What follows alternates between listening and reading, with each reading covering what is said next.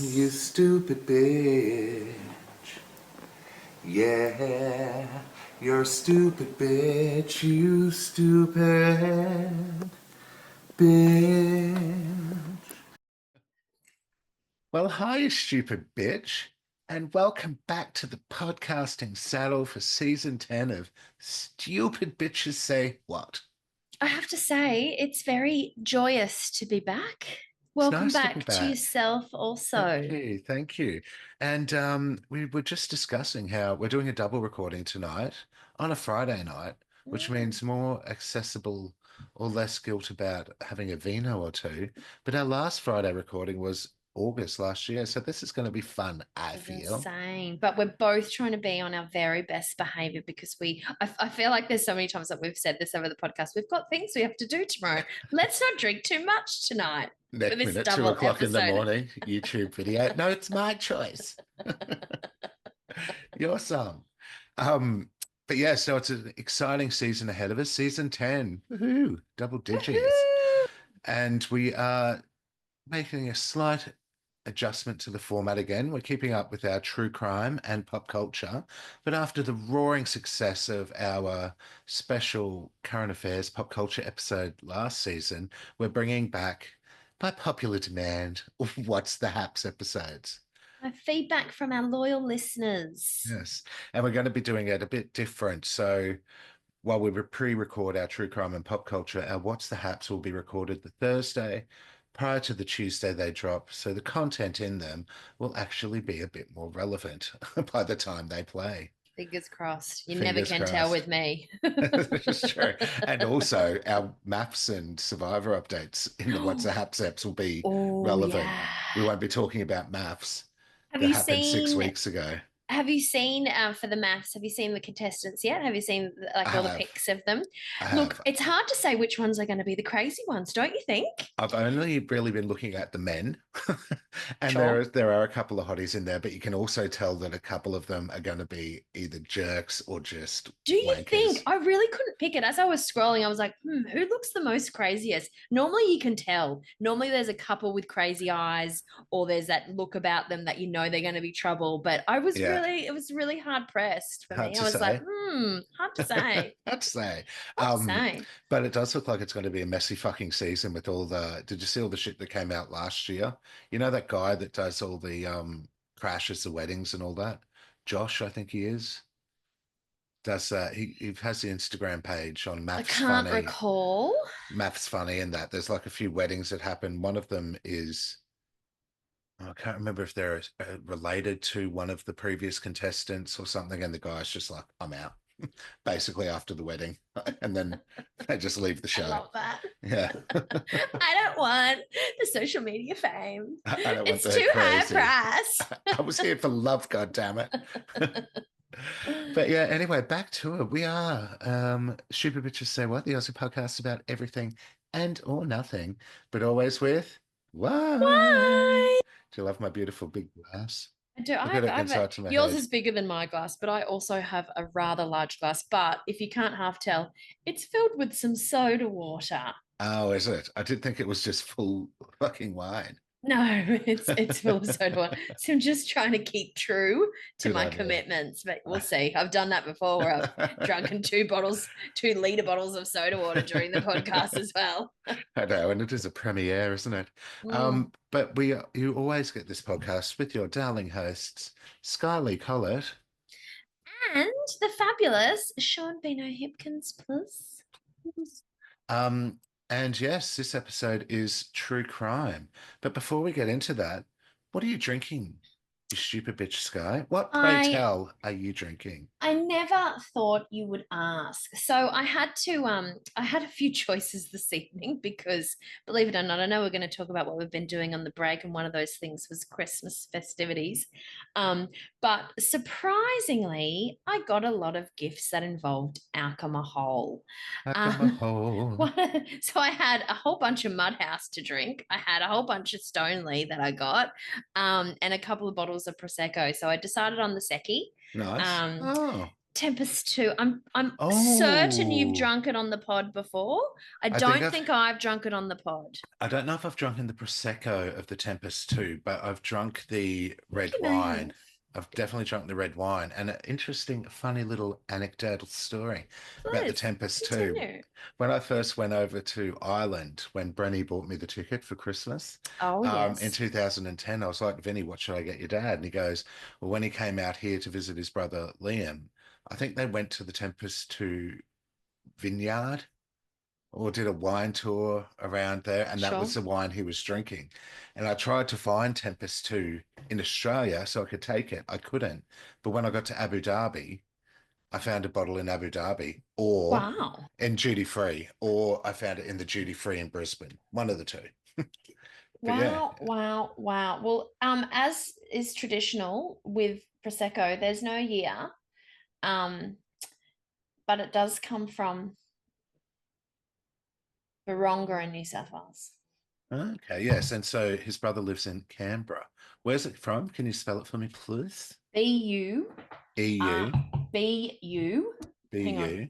Oh God. Buronga. Postcode's 2739. Plus, Now let's see. it says it's a carbonated wine of Australia. Oh, okay, that's nowhere near Canberra. So maybe they didn't go out Um, there, but they went somewhere and he drank it, and it was mm, his wine of choice. So yeah, it could have been their sister winery or their cousin could have been. winery or This is true. something. There's a whole family of vineyards out there, isn't there? And how's it taste? Wonderful. Mm. Wonderful, like an angel pissing on my tonsils, Oh, to can't quote beat my that. father. Is that what he says? I Have you love never heard him that. say that before? I haven't heard that saying before ever, and I like it. It's very Australian It from the is. Sweat Show. Yeah. And what, pray tell, are you drinking, you stupid bitch? I am drinking a red. Mad for the Mm, reds. It's a God, Penfolds. I'd kill for a red, but if I drank a red, I can't stop myself when I'm on the reds. I just keep going. I love it so I much. know, and it's nice and chilled too. It's a Penfolds Cununga Hill Cab Mm, Sav lovely. 2023 vintage, which Mm, now officially makes it 2 years old. Well, depending on the month, it could have been the end of 2023. We're going to go with January. Fools. And yes, delicious. Cab Sav, can't beat it. Yeah, I love a cheeky red. Penfolds, it's so good actually. There's That no is a burn, nice one. goes I've down had that nice. before. Mm. So yeah. Now, it's been a while since we've chatted. It How the fuck has. has your break been? Won't It's even say been week. wonderful. Do you know what I was just thinking though? Did No. we do any pods after Bali? After I got back from Bali? Did we? I think we did, didn't we? I can tell you right now, I think we did, yeah, because we did all Yeah, the okay. So I've already talked about Bali. God, I can't remember. yes. Yeah, our last podcast recording was the 28th of November. No, it was the 5th of December, was the 12th of December. There you go. Okay, so we did. We did.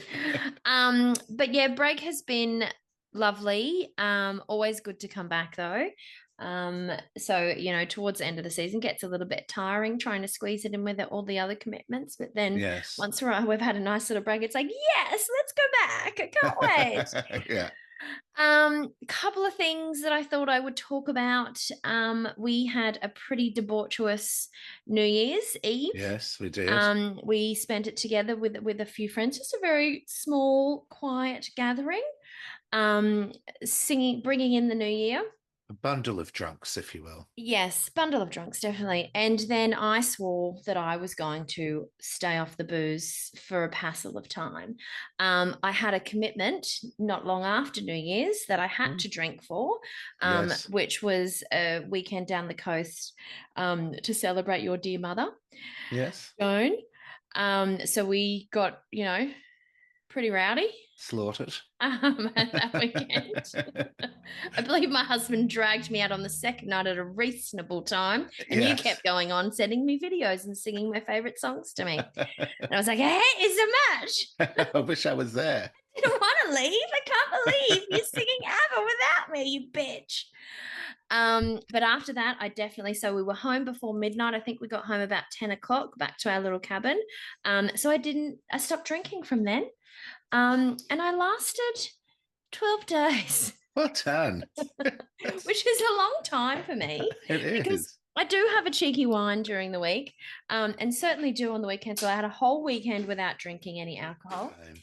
Anywho, so I believe I messaged you at the beginning of the week saying I would definitely, under no circumstances whatsoever, would be Be drinking. drinking for this double Yes. podcast. And then on Wednesday night, we had tickets that I brought my husband for Christmas to the NBL.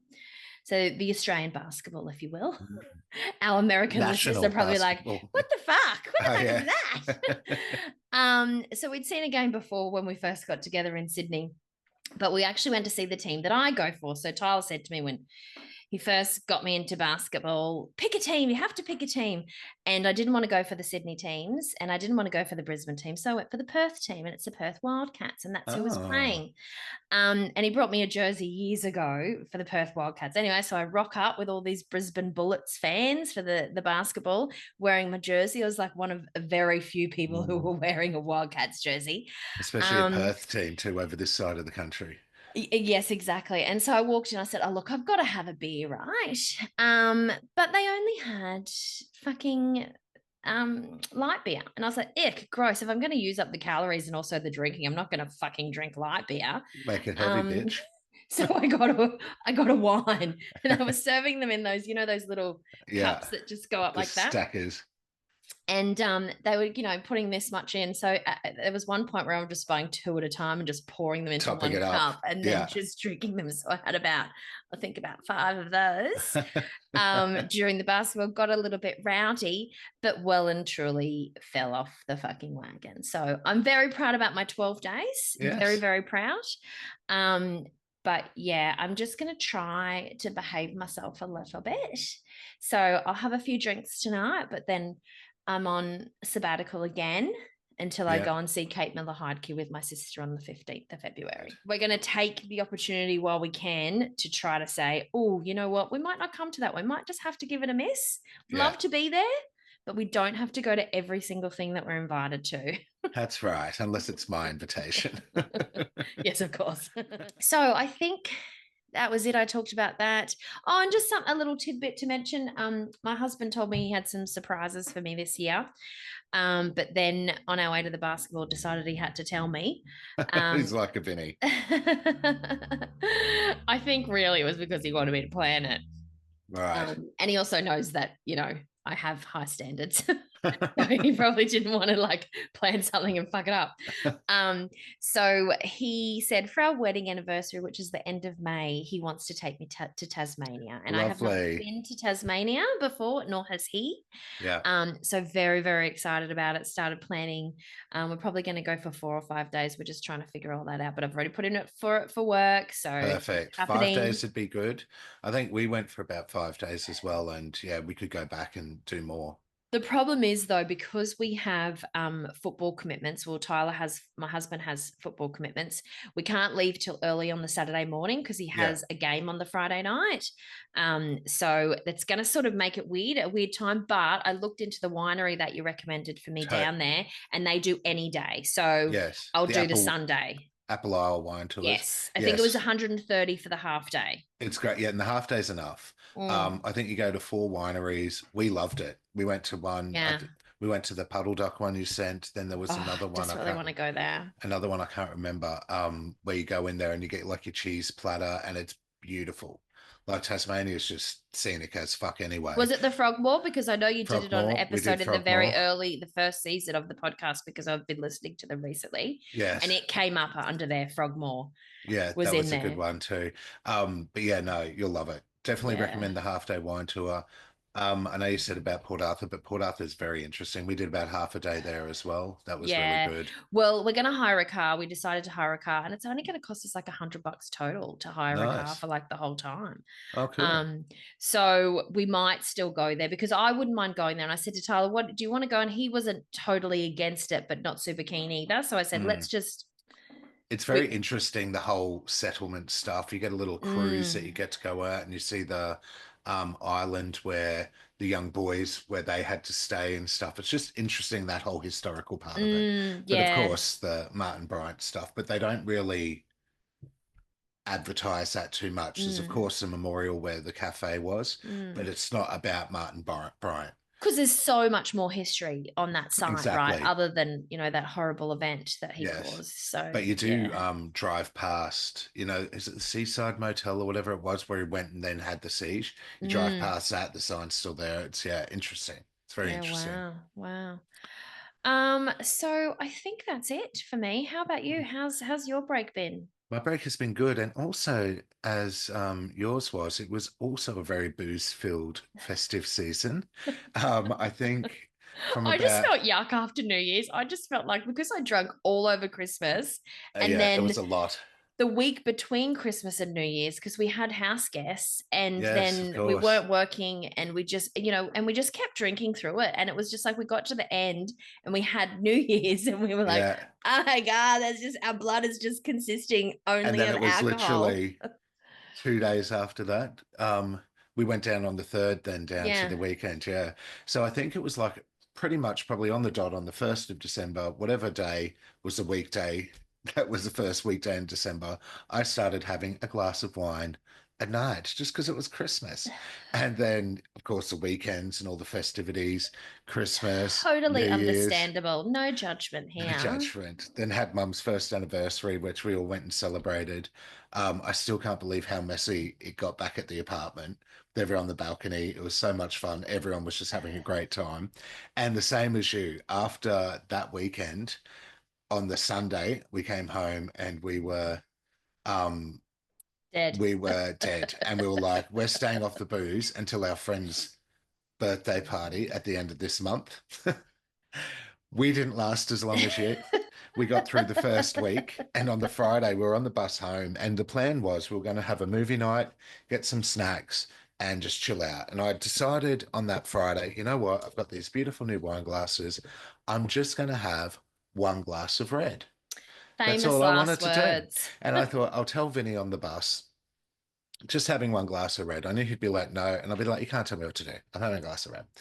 And then he goes, it's funny because I was thinking beers, like popping in the boundary. And I was like, no, we're not going to have a big night, blah, blah, blah.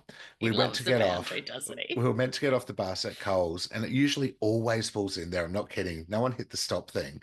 And it literally pulled up out the front of the boundary. And we didn't even talk. We just walked across the road straight into the boundary, had 12 schooners. And then that was that weekend gone. And then Saturday we did fuck all. Sunday I went grocery shopping and I kind of had a little bit of the guilt that we'd done nothing.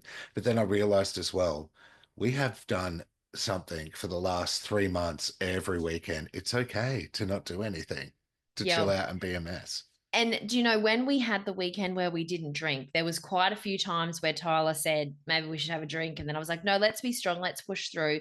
But we were so like we got so much accomplished. Like we Yes, cleaned the yeah. house from top to bottom. We took the bottles to the recycling place. We did a dump run. I cooked all these elaborate meals. I meal prepped for the week after. Like, we had people over for dinner, and it was Yeah. just like we accomplished so many things. I was like, this is so refreshing. Look what we can do when we're not hungover. What we're Well, capable of. that's what so that was the plan now for the year is to not do something silly, like not drink for a month, but like have a weekend where we're just Mm, like, okay, let's not drink this weekend. yeah. And we'll see how that goes. But the other things that happened over the festive season was we went and saw A Very Naughty Christmas, this Oh, yes. sort of musical, sort of tongue-in-cheek stage show that was extremely naughty and fucking excellent. Like, it's been around for 8 years, and we're going to go every fucking year now that we can. It's just that good. And we went and saw the Kranksky Sisters Christmas show, which I didn't mind. It's a Queensland show. It was kind of funny. It's three women who are very sort of Wednesday Adamish, but pale faces, and they wear the same clothes, and they're just sort of quirky and odd. And if you let yourself go into it and just have a laugh, you can enjoy yourself. But Vinny hated it. He hated it big time. Yes, I've heard his thoughts on the subject. But I thought it was quite funny. I had a good laugh. But that was my festive season, and it's hard to believe it's all over. And now back in the new year, and we've got a whole year ahead of us. 3 more seasons this year to record, and lots of shenanigans to be had, I'm sure. Yeah, and we're a good chunk through January already. It's like Mm. Nearly See you Feb. later, 2024. Speaking of barley, you know the coaster you gave us? Oh, yes. My glass fits perfectly in it. Can you see Oh, that? stop it. That's So so that's my cool. perfect little wine caddy for the podcast now. All right, should we get into our stories on true crime? Yes. Yes. Oh, you Okay. haven't told me anything about your one. Well, I'm not I going to told lie. you the name of mine, but that You was it. did, you did, and I think the name's familiar, but I don't, it's not like oh that one or anything like that. You know, it doesn't ring bells. You just So wait. I picked mine. I think earlier this week or late last week. I was like, oh, what am I going to do? What am I going to do? I wanted to do the bigger schoolgirl murders, but it is just so brutal. And Yeah. coming from me on my brutal level, I just even looked at it again this week and I'm like, nah, I can't do it. So I picked this case. It was super hard to find information on. I just did give me a bizarre Australian true crime. Found it, couldn't find any big sites on it, couldn't find any real big articles. There's nothing on Wikipedia except the fact that it was made into a movie. And the movie came out In Her Skin, it's called. And the movie came out in 2009. It apparently didn't hit cinemas, but it's got Miranda Otto, Guy Pearce, Sam Neill. It's on 7 Plus. But I didn't watch the movie. I wanted to watch a documentary. So I Googled YouTube and I found something on YouTube about it, an official documentary. Brutal levels. It's not, in the terms of true crime, it's not a brutal one. It's of course sad and whatnot. But yeah, That um, movie sounds familiar to me though. In Her Skin. Yeah. What year did you say the movie came out? Did you say? 2009. Oh, okay, maybe not. But yeah, it's sad, but yeah, the bigger school girl murders, I think I'm just gonna have to park. I think it's too Mm, brutal to do. yeah. So anyway, in the mid 1990s, it's the mid 1990s, and Rachel Barber and her family live in Kenneth Street in Mont Albert in Melbourne. Rachel is the oldest of three girls. It was a happy home full of love. She was a beautiful young girl, happy and outgoing, loved ballet. She was a gifted dancer and regularly attended dance school. She attended that dance school with one of the neighborhood girls who she'd known for a while, grew up in that area. And she lived about 100 meters away. They lived about 100 meters away from each other. And the older sister of this other girl, I couldn't get the name of this other girl. That's what I said. It was so hard to get fucking information on this, was named Caroline. And she was 4 years older than Rachel. And she used to babysit Rachel and her younger sisters when Rachel was 10. What suburb did you say it was? Mont Albert, Mont, In what state? Melbourne in Victoria. Mm-hmm. Do Know where Melbourne is. I know you said what state, and I was like Melbourne. I was like, hang on. So Caroline was 4 years older, yada yada yada. Caroline was the oldest of four girls in her family, but her life compared to Rachel was extremely different. While Rachel and her sisters lived in a happy home, Caroline's was described as a war zone. Her parents fought constantly, and at this time were on the brink of divorce. It wasn't the only difference between the two girls. Where Rachel was outgoing and friendly, Caroline was withdrawn and insecure. The two girls didn't really have much to do with each other, except the fact that Caroline babysat them when she was 10, and that Rachel went to dance school with one of Caroline's younger sisters. And you know, the age gap at that time in your life, why would you have that much to do with each other? But as I said, she went to school with one of Caroline's youngest sisters, and from that, the families knew each other. Neighborhood families lived about 100 Mm-hmm. meters apart across the road. The parents weren't besties, but you know, knew of each other and spoke to each other and shit like that. Mm-hmm. Eventually, Caroline's father moves out of the home um, after fighting with the wife so much, and then Caroline then retreats into her own world. Evidence of her mental state becomes evident. Nice choice of words there, Sean. In the tortured letters that she used to send her father after he moved out. She would write in them her inner torment. She would call herself pizza face, white worm, massive nose, and just weird. That she felt like a tortured soul and would sign them off as Spotty Dotty. Oh, Caroline's mother would talk to Rachel's mum about her daughter's behaviour and shared her fears with Rachel's mother, crying onto her shoulder over her grief and worry for her daughter. It was that bad. Rachel's mum said her dress would be drenched from the tears that she'd cried on her shoulder. When Rachel was 14, the family up sticks and moved to the outer Melbourne suburb of Heathmont. And they thought at that stage that was basically it between the two families. But they were wrong, please. Over that time, during that time after they'd moved away, Caroline had moved out of home herself, and she was 19 now and had her own apartment in the inner city suburb. I guess not sure if you'd call it a suburb. Is West End a suburb, or is it like I don't, like one of those a I don't know pocket Melbourne well. a pocket in Melbourne, inner city Melbourne called Prahran. I had to Google it. When I first was watching the documentary, I thought he was saying Baran, then Paran, and I had to try and type all these things into maps, but it's Praran. In early 1999, Caroline contacts Rachel out of the blue, telling her about a modelling job that could earn her some money. When Rachel's mum finds out, she intervenes, telling her that she's too young to be doing something like that. She's 15 at this stage, Rachel. A couple of months later, Caroline contacts her again, but this time telling her not to tell anybody about the job, that her mum would be fine once she finds out that Rachel has $100. Rachel agrees and doesn't say anything, and one of Rachel's friends remembers going past a shop with Rachel and seeing a pair of shoes in the window that Rachel says, I'm going to buy those soon, and the shoes cost $100. Oh, On the 1st of March 1999, Rachel leaves the family home, saying bye and I love you to her mum as her dad takes her to the tram stop so she can go to school and then off to dance class that afternoon. She agrees to meet her dad at the tram station later that night, but she's never seen again. The father goes home and tells the mother that he went to pick her up. She wasn't at the meeting place. The mum doesn't panic at first. If dad's a bit, mum doesn't panic. She's like, she's 15. She's probably hanging out with a friend. They start calling her friends. No one's seen her. No one's heard of her, anything like that. And then within hours after that, the panic starts to set in and they organise a group of people to help them search the area around the dance school, but they find nothing.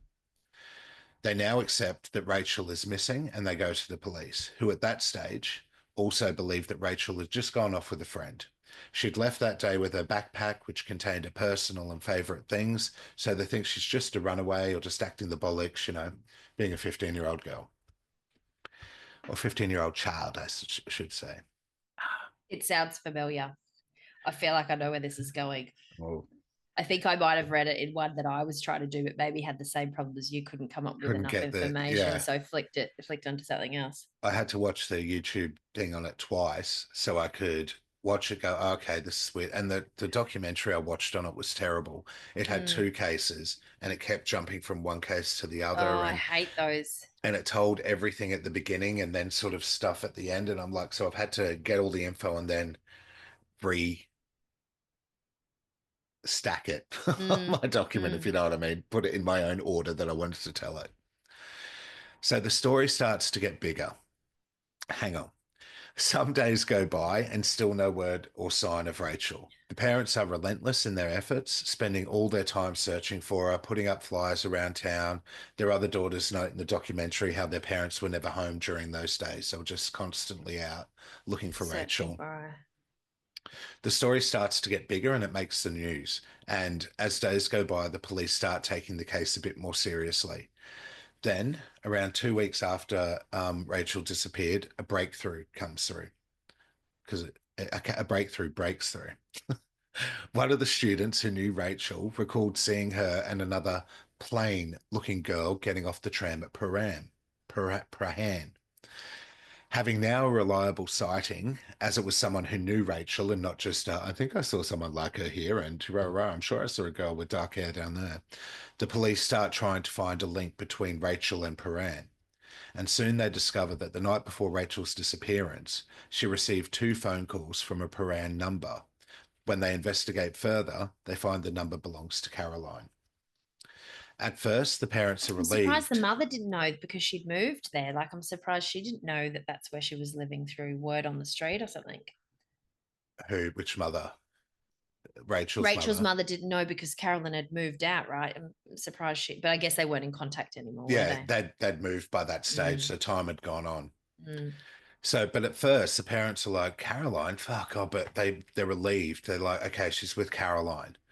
Um, why? They don't know why she's with Caroline, but they think even that they didn't even think Caroline and Rachel were friends, but they know mm, Caroline, so they figured she was hiding out there. Caroline's a 19-year-old. She's gone over there to do whatever, just being a 15-year-old and looking at to get up, just being a 15-year-old and looking at getting up to mischief, that type of shit. mm-hmm, That all the horrible things that they'd already visualized happening to their daughter weren't true, that she mm. was safe. The police visit Caroline's unit. They knock on the door. There's no answer. So they don't say this, but I don't know if they must have forced their way in, looked in a window, whatever, and they find Caroline's passed out on the floor. Their arrival had triggered an epileptic fit in Caroline, and there's no sign of Rachel anywhere. After she's recovered, when they go down there, Caroline, you okay? Blah, blah, blah, blah, blah. They take Caroline to the station and they start questioning her. They notice her demeanor is cold, unemotional.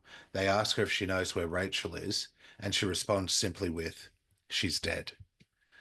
The police question her again, not sure if she's covering for Rachel or what. They're like, are you sure? Are you sure she's dead? She's not somewhere where we can help her, blah, blah, blah, blah, blah. And she tells them again, no, she's dead.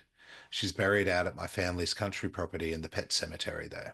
Oh my And they're gosh. like, what the fuck? So they go out to the pet cemetery, to the place where Caroline tells them that Rachel is buried. And sure enough, they find Rachel's badly decomposed corpse in a shallow grave. Oh, poor darling. She was 15, yeah. Caroline is arrested for murder, and then the investigation really begins.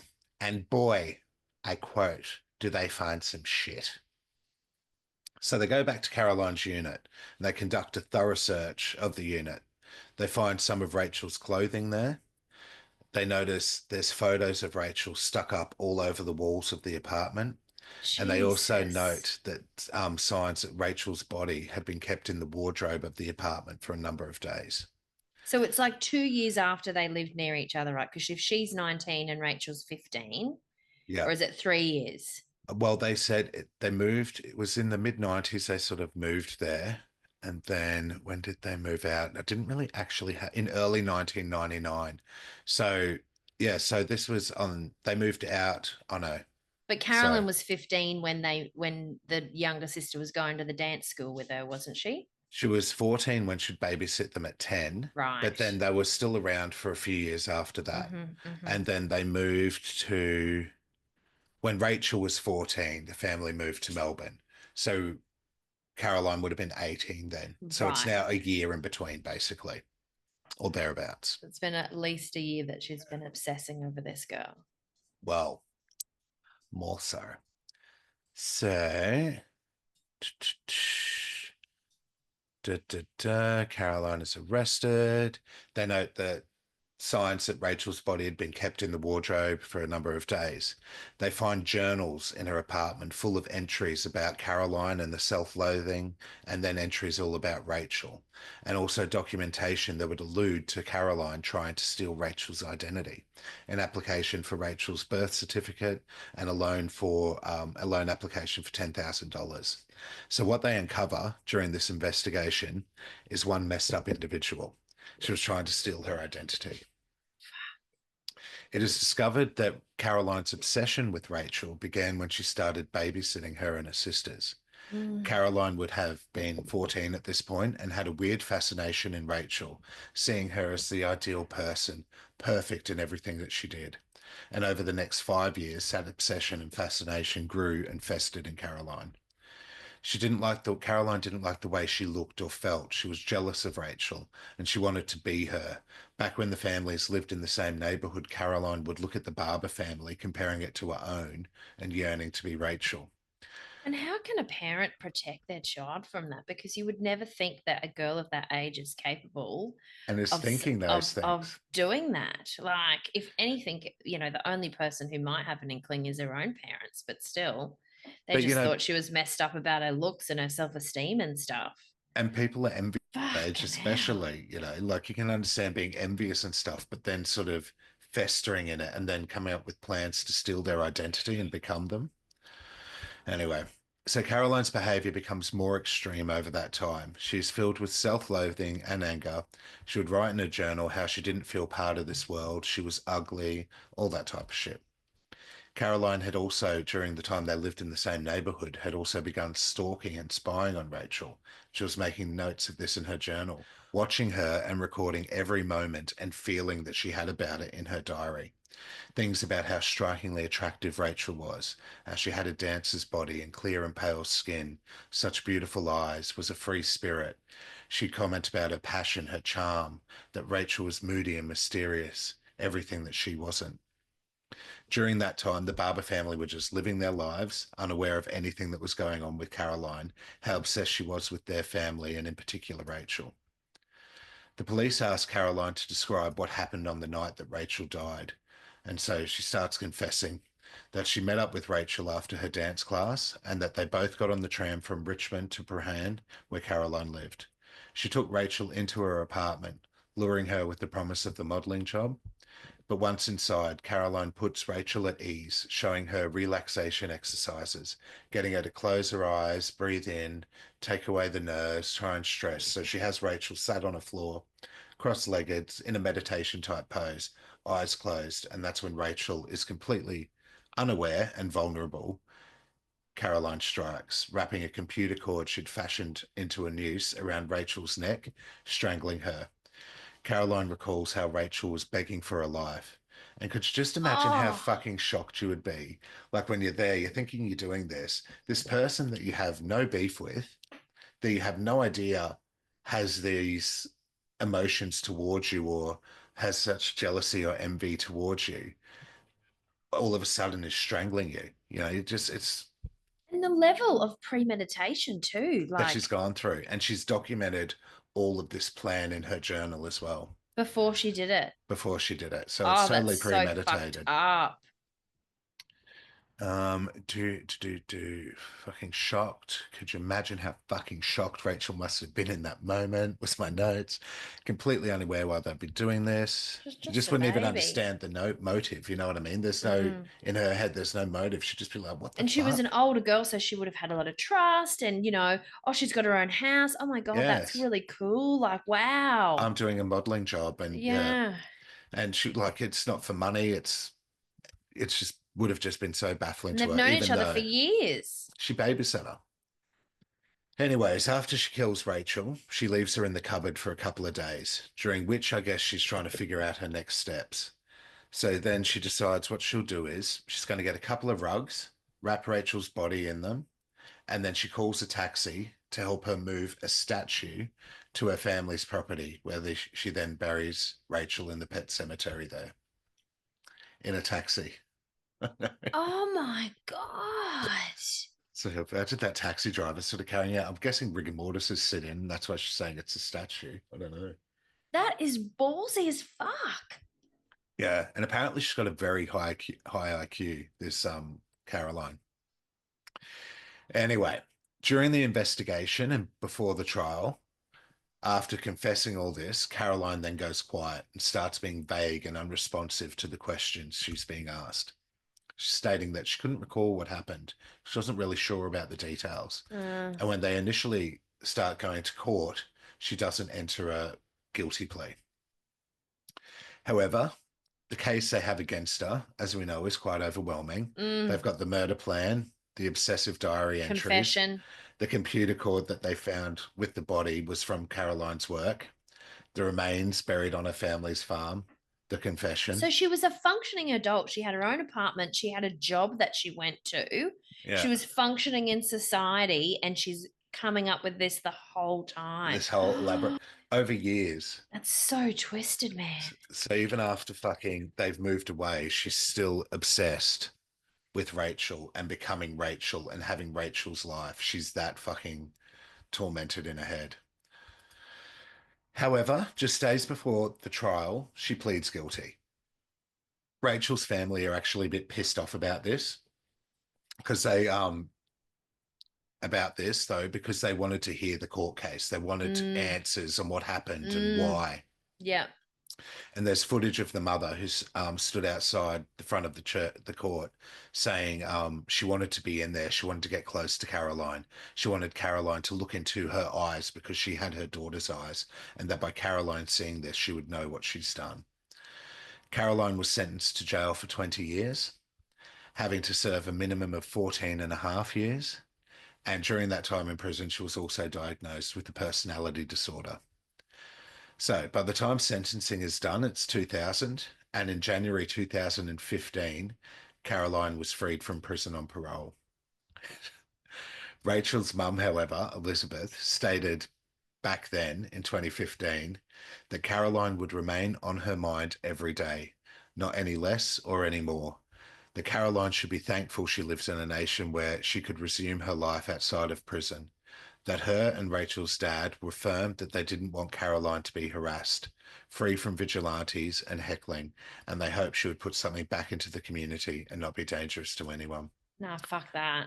How fucking strong is that, though? I guess, though, and I mean, obviously can't speak from experience, but I guess, though, in that situation, it can either destroy you internally through the anger, or you can just Try to move on with your life, but you'd never. forgive in some sense. Oh, you wouldn't move on. Like even when I was watching the documentary and the mother's in it and one of her sisters, and even when they were talking about when the police said, "There's no other way to say this, your daughter's been murdered," they're like, "What? What do you mean murdered? Why did Yeah. she like? How come she couldn't throw a chair out the window and alert for help or whatever? What do you mean Yeah. murdered? Like just a disbelief." But she didn't cry or anything like that when she was saying it. So I'd say with them, they've done a lot of healing. Mm, Personally, I'd say, mm. yeah, but yeah, pretty bizarre. Hey, just fucked up Oh, mentally. that's awful. I can't believe she's in fucking society. She's in, and she lives in Victoria. I think she said she's on the other side of Victoria to where they are, so they don't feel like she's going to threaten them. I doubt she would have anyway, but yeah, they're in the same state still, and yeah, crazy. I don't know, that level of twistedness. I don't know that that ever really goes away, right? If you're capable of that, I'd say she's let's just hope probably she's not out there fucking stalking another victim. another one, and I'd say she's also had some So how old would therapy. she be now? Oh, So, therapy schmerapy. well, I'd say that they're not saying that she's cured or That's not anything, going to but fix her. they've diagnosed a personality disorder, and you know, so she was 19 in 99. So add another 24 years on top of that, 39, 43. She'd be 43 now. So she's like in She's our your age age. group. Yeah. No, I'm a little bit older than that. Well, she'd be 44 this year, or 40. Well, she was 19 in 99. She would have been Oh born in my 80. God. Yeah, Do you reckon she's one of those ones who got the name change as soon as she got out so that people don't know who she is and what she's been capable of? probably. Probably. Kind of like a little heavenly creatures type of girl. Maybe she's Mm. a famous author. Wow, that was really awful and really sad. Just bizarre. Yeah. The whole fucking trying to steal her identity and all that shit and become Rachel Barker after she Yeah. killed her. Bitch, you ain't ever going to be a ballet dancer. Yeah. Hmm. That was really sad. Okay, my turn. Well, mine's interesting because it's also quite similar. There's not a lot of stuff on the internet. And the way that I came across this is from that show, Forensic Investigators, the Aussie show that Lisa Oh, yeah. McCune used to do. Yeah. So that's where I got most of the content, but I couldn't find anything else on the internet. And the Wikipedia page is only dedicated to the guy who, ended up doing it. Yeah. So there's not a lot of information, but so I had to free write this. I couldn't chat GPT any of it. Same, same. But I'm a little bit concerned because Tyler's on his way home and the dog sat right here. So the moment I get into it, I think the dog's gonna go rah rah rah because his dad's home. So just be prepared for that. It's gonna happen. That's all right. Okay, so I'm gonna tell you the story of Janet Phillips. So Janet Phillips was a 15-year-old girl residing in Mansfield, Brisbane. with her parents and attending Wynnum High School in Oh, 1987. Wenham. Yes. On the 19th of July, Janet attended the 21st birthday of a family friend with her family in the Wynnum area of Brisbane. She was dressed in the usual 80s fashion, dark eyeliner, spiked brown hair, an oversized white blouse, black skirt, and white high heels. She was enjoying herself at the party, laughing and drinking only soft drink with friends, when her mum told her she was heading home at about 11 p.m. Janet decided to stay. The party was still in full swing with plenty of people enjoying themselves, including her dad. Later, as the night wore on, an altercation broke out. Some teenage boys had turned up uninvited to the party, and Janet's dad had told them they weren't welcome, which eventually led to some pushing and shoving and physical fighting. What year was this again? Sorry. 1987. Okay.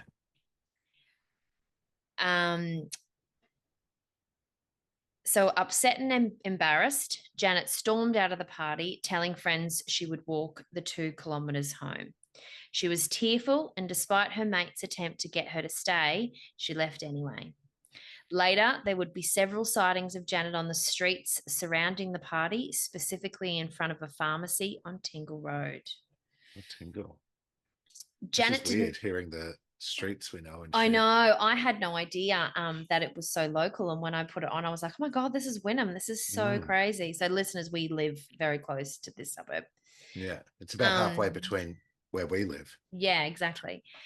So Janet didn't arrive home that night, and when her mother saw her bed not slept in the next morning, she immediately knew something terrible had occurred. So she was only 15 too. So Janet would never stay out all night. She knew the rules. She could stay with friends, especially on the weekends, but she understood that her mother needed to know where she was.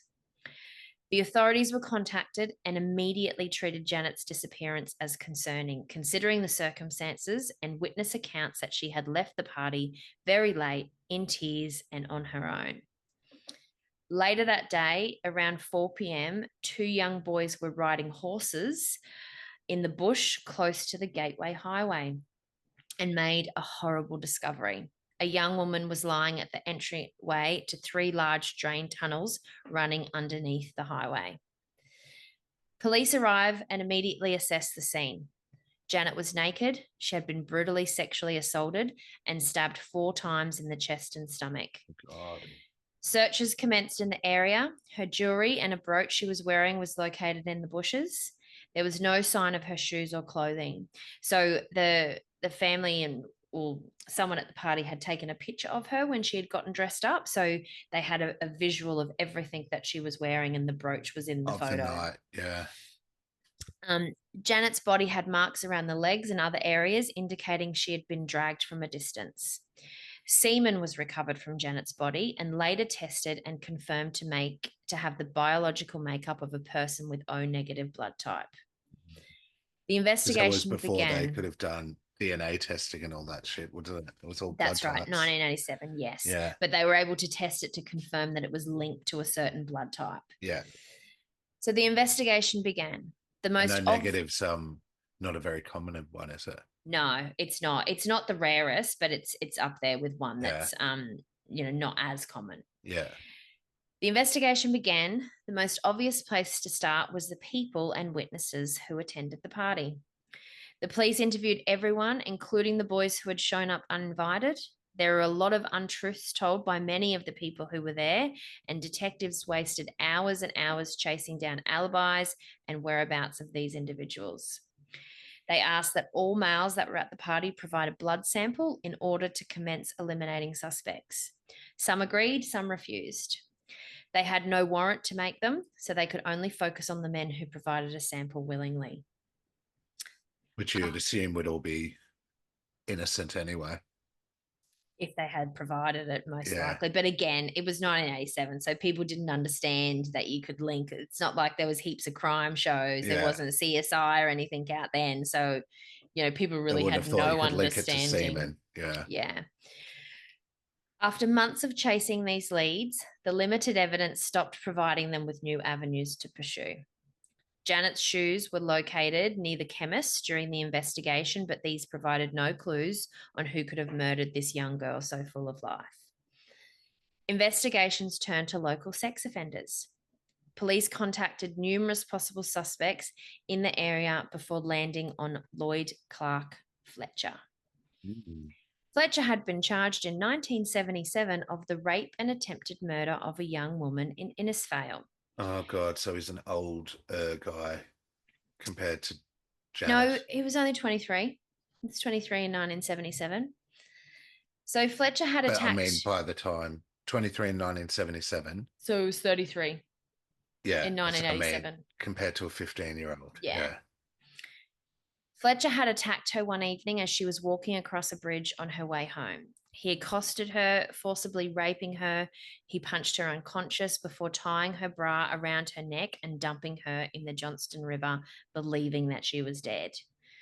The woman regained consciousness miraculously in the God. water, managed to swim to shore quietly. He was still in the area when she managed to, swim to shore, removing the bra from her throat and finally reaching the police. Fletcher was sentenced to 8 years imprisonment for the rape and 15 for the attempted murder. He didn't serve that term. Of course not back then. To make matters even more awful, Fletcher had a history of violence in his teen years towards both women and animals. Oh, that's a sure sign of a decent human being.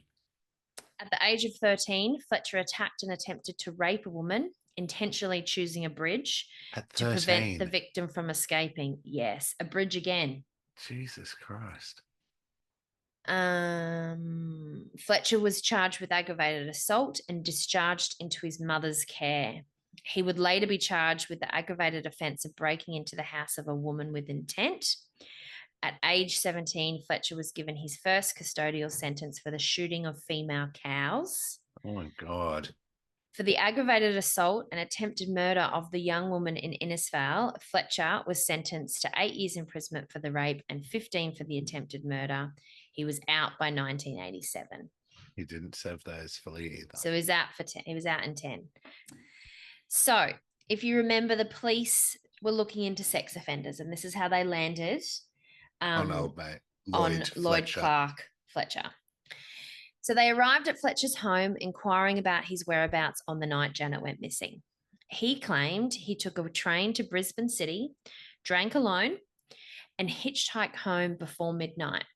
His father confirmed this story, despite Fletcher having his own vehicle, which was parked in the driveway at the time of the officer's interview at his premises.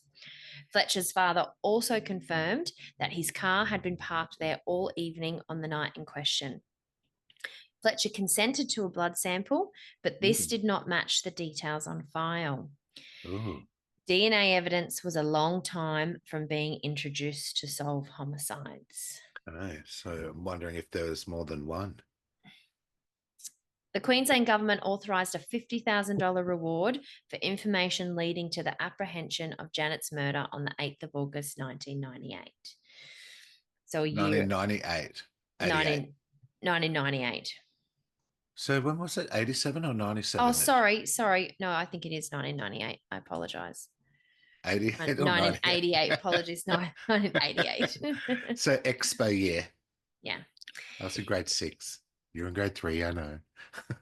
In 1989, a young 13-year-old girl was riding her bike home from a friend's place in the afternoon across a bridge in Bright, Victoria. Oh, God.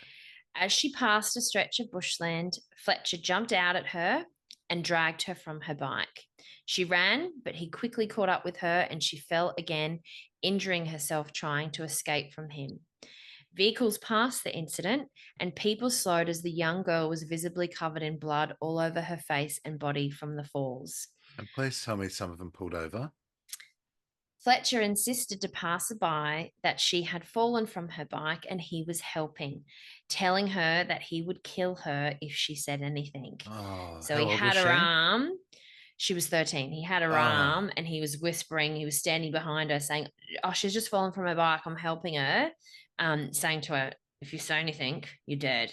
And he's 35 at this time and she's a fucking 13-year-old. She was 13. Poor thing. Yeah.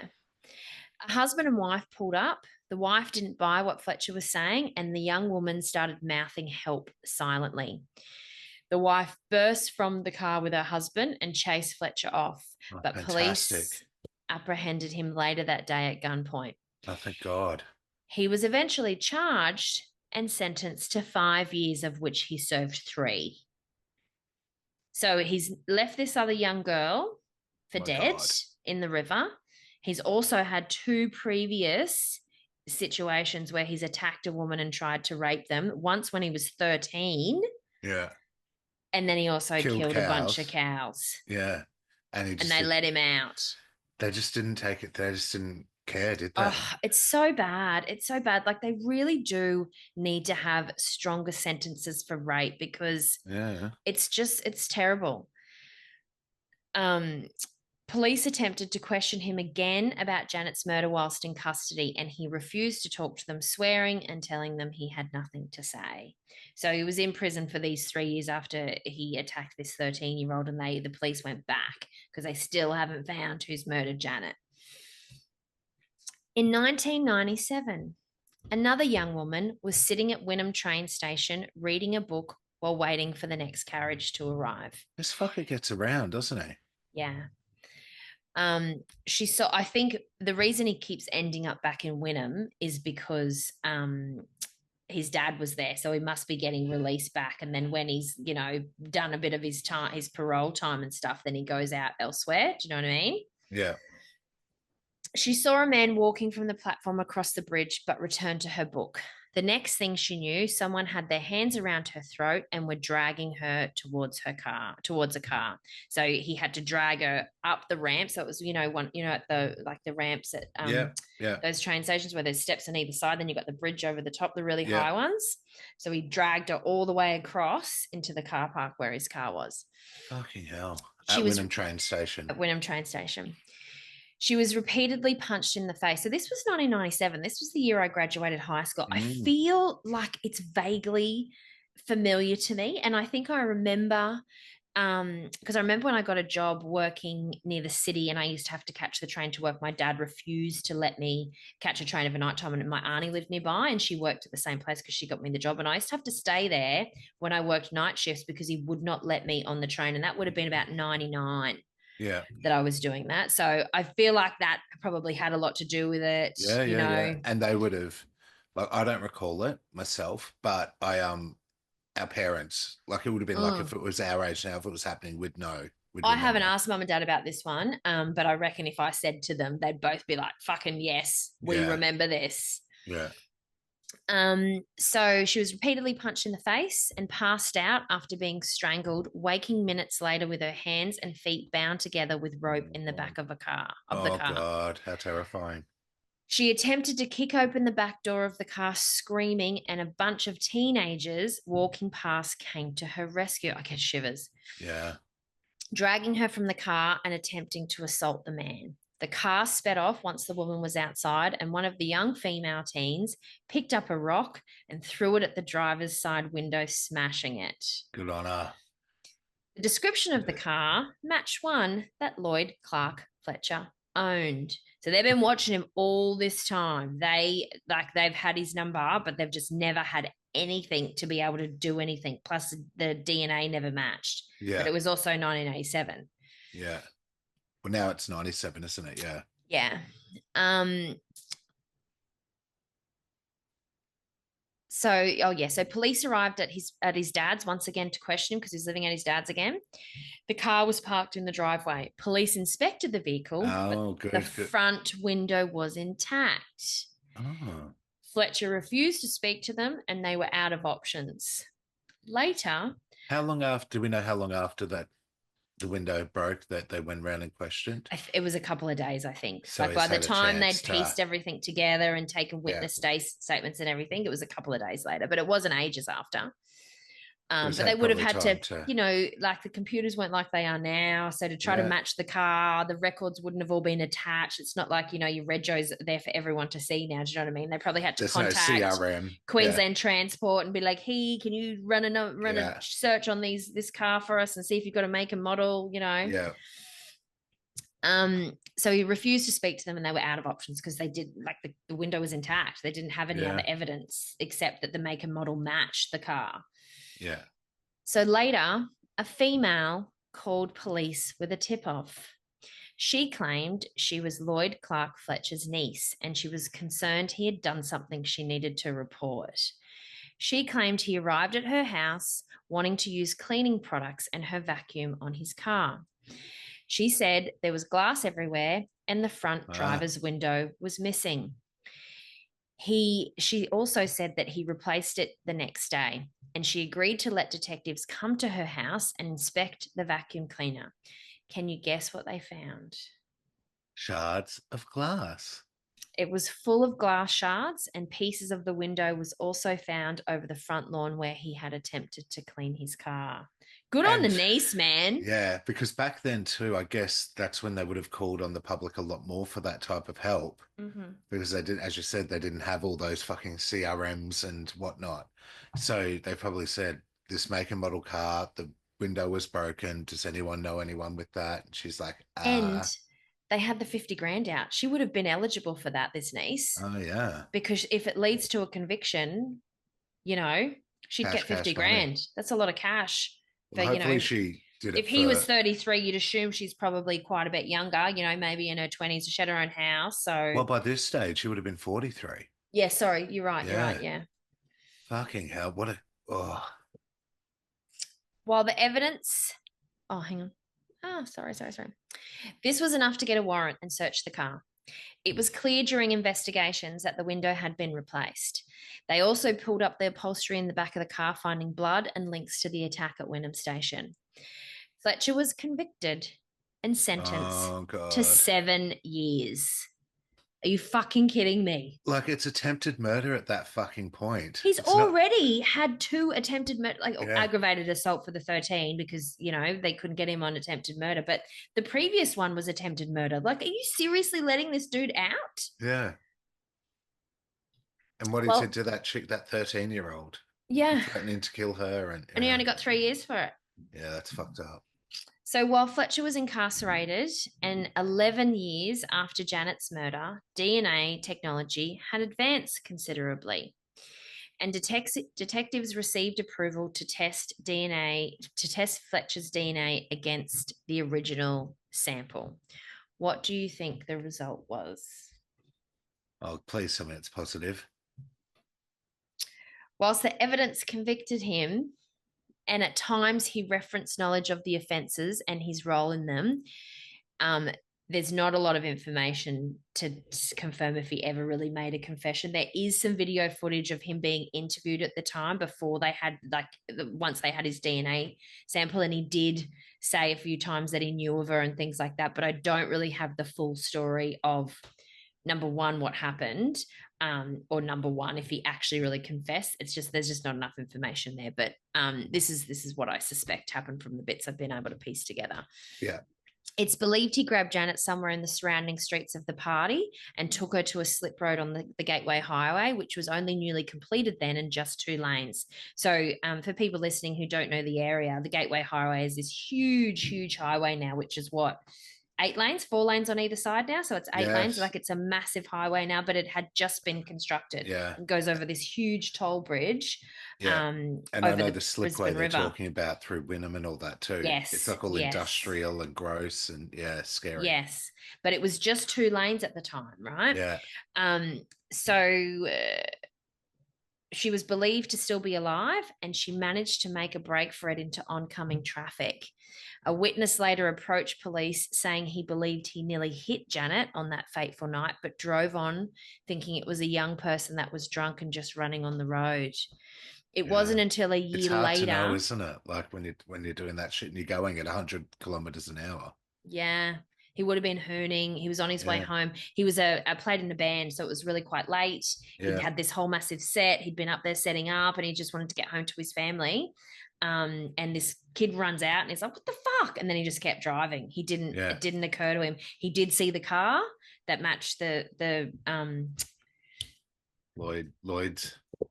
yeah, Yeah. But it wasn't until a year later that he made the connection and identified the murder girl as the young woman who had caused him to swerve his car to avoid hitting her.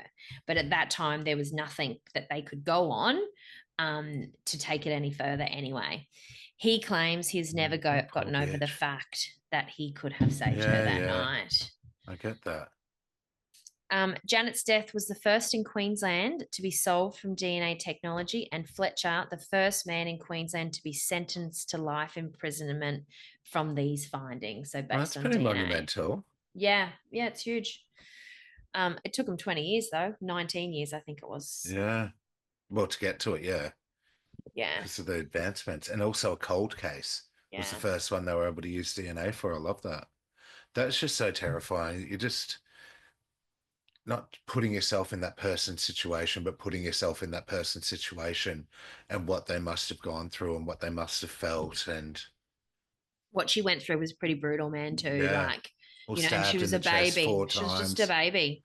And you're just coming from Like, a party. You just don't think that at that age either, you know? yeah, Like we do enough true crime now to know that fucking any dark alley is a fucking opportunity, you know, like, don't but walk at home that alone. age and the shit we used to do at 15 Oh, and the amount of times I've walked home alone from the pub, yeah, heaps of times when I was younger, heaps and heaps. yeah, I thought same. I was invincible. And that is a Yeah, thing sometimes, just, young girls think that they're invincible. And it's not a bad thing because, you should feel safe. yeah, yeah, yeah. But you don't, and you're too young and innocent to really think of all the bad Mm. things that can But possibly unfortunately, happen. there are fuckwits out there. Yeah, there are horrible, horrible pieces of shit grubs Yeah. out there.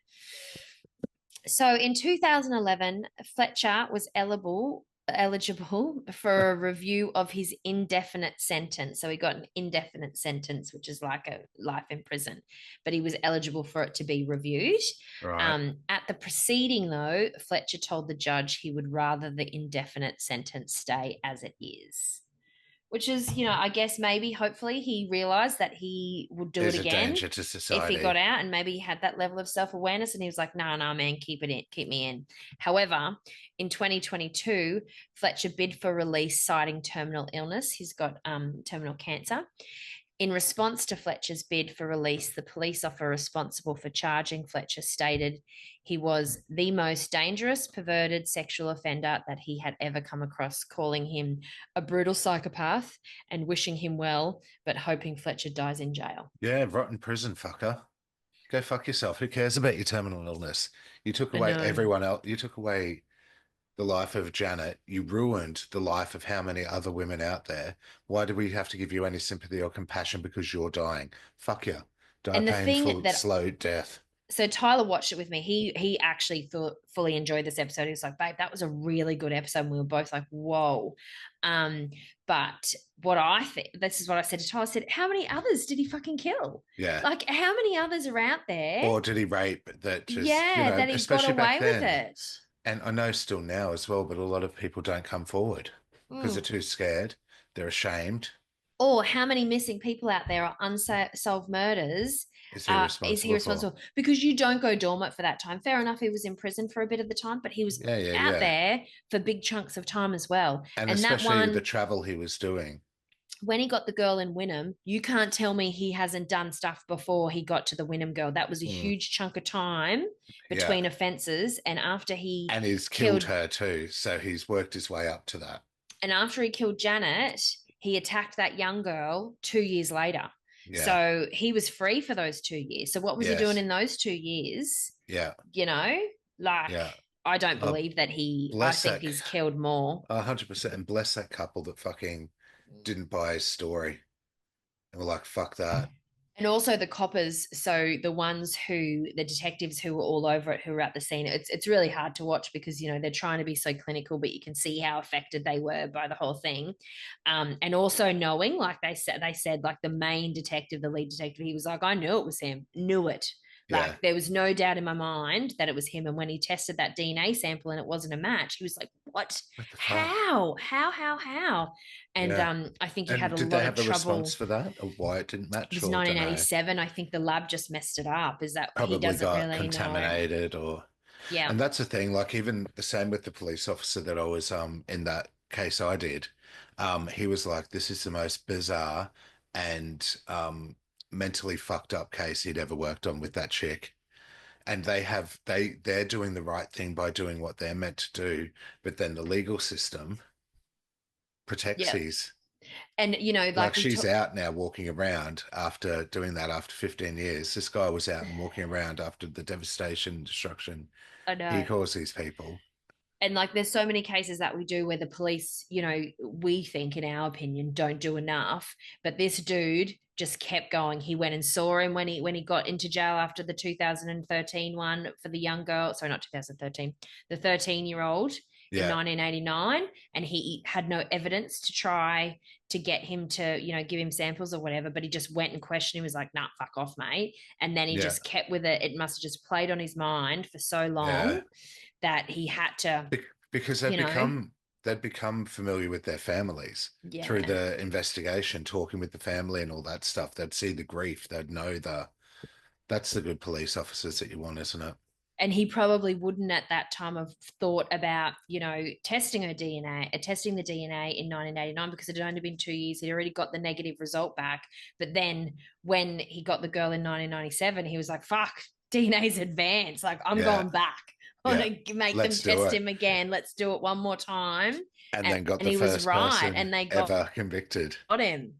Yeah, on DNA charges. It's I love just a that. pity about the previous sentences that, you know, he could have Yeah, been put that's away fucked in that up. first one, and fucking Janet could still be Saved. alive, the poor girl. Yeah, Yeah. and the other people's lives would still be okay, Yeah. hopefully. Yeah.